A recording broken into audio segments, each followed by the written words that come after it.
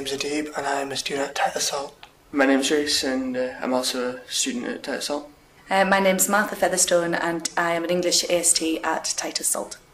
The second text is your choice, and as you scroll through the document... Yeah, the ones that do use it, the interactive whiteboards, are making their own projects for them, making presentations. I know a teacher in the biology department who's making games for interactive learning for their younger students. But I do think that with the interactive side to it, it does appeal more from like years 7 to 9. I don't necessarily agree with that. So to be devil's advocate, but I mean, I think on the whole, I think the interactive whiteboard adds sort of like the visual element to the actual lesson itself. For example, we did a poem, one of Auden's poems, and we basically used the interactive whiteboard to basically plot a graph whereby we said what is the mood during and throughout the actual poem, and visually speaking that did actually help to see how Auden uses metaphors, adjectives, and the way he uses his writing to change the mood within the writing. I don't think necessarily speaking it is all tailored towards younger audiences. Yes, I do agree that you can make games like, for example, like Who Wants to Be a Millionaire, or that that sort of interactive them sort of interactive games, but I think it is in a sense broad, should we say, from what is possible from it. I would agree with both of you with what you're saying, because I think when deciding what activities to use on the interactive whiteboard with the Key Stage 3 class, you would tend to go for the more whizzy, fun games with lots of a competition element almost, and lots of sounds and fun things.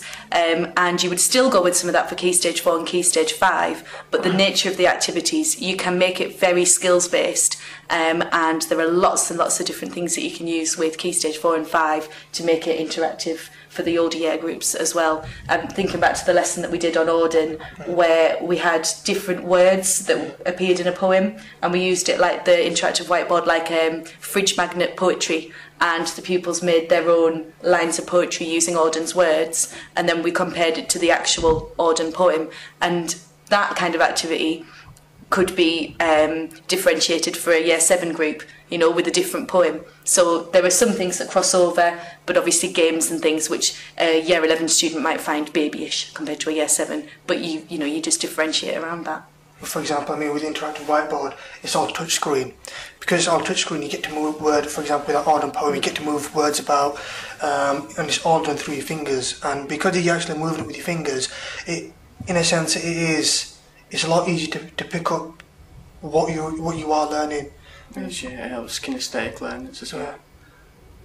So being interactive, it does touch all 3 learning types: visual, audio, and kinesthetic. And that's the beauty about having the soundscape that you can use on the interactive whiteboard as well. You can have sound effects, you can have the visual thing, and you've got it moving around. So really, it does everything. And once you've got the resources there to use, then there's no stopping you. The technology really does follow the whole new generation learning, not just new generation learning, just the whole future development thing, and the actual whiteboards themselves they are a new piece of technology, and they keep just going forward, which as a developing country, that's what we're doing. I think it's brilliant. I'd say yes and no. The no, because there is a potential there for them to fall over. After all, at the end of the day, they are a piece of technology, and they can crash, they can stumble, and then when that does happen, you will always need to, go back to your traditional, your board and whatnot, and you would always need to have, for example, you would always need to have a normal whiteboard there just in case that did happen. Yeah. And then because as Reese rightly said, because of technological developments, they are always improving. So that would be my answer. I think, personally speaking, as a teacher, not a lesson goes by when I don't use that interactive whiteboard. I might not use it for the entire hour, but I will always use it. And I do use the other whiteboard as well, just to scroll notes on if I'm trying to display a picture on the interactive whiteboard and I want to make notes and don't want to draw all over the picture. You know, it's good to have a range of things. So the whole point of teaching and learning is to keep it varied, to keep things moving and to keep challenging and changing the things that we do. And the interactive whiteboard is a major tool in that. I actually think it will substitute the old whiteboards. Disagree. There will always be a whiteboard there. There will always be one. No, but that's the idea of the interactive whiteboard. So I'm not a betting man, but if you want to bet on it, we'll go for it. You don't need the old ones if you've got the new ones. Trust me, there will always be a need for whiteboards. There always will be. Shouldn't be. Otherwise, the technology seems pointless, and it's not. The technology will be there. The technology will always be there, but you will always have a whiteboard. I mean, you can pull loads of different examples. For example, you've got laptops, but you still have paper.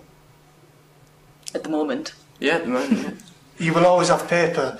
Well, now that we've gone into the technological age, right, we are actually generating more paper than we normally did. There will always be the one day they'll substitute laptops for exams. They will always have to have a plan B. There will be. And my handwriting itself is illegible. Laptops are brilliant. There will always be paper.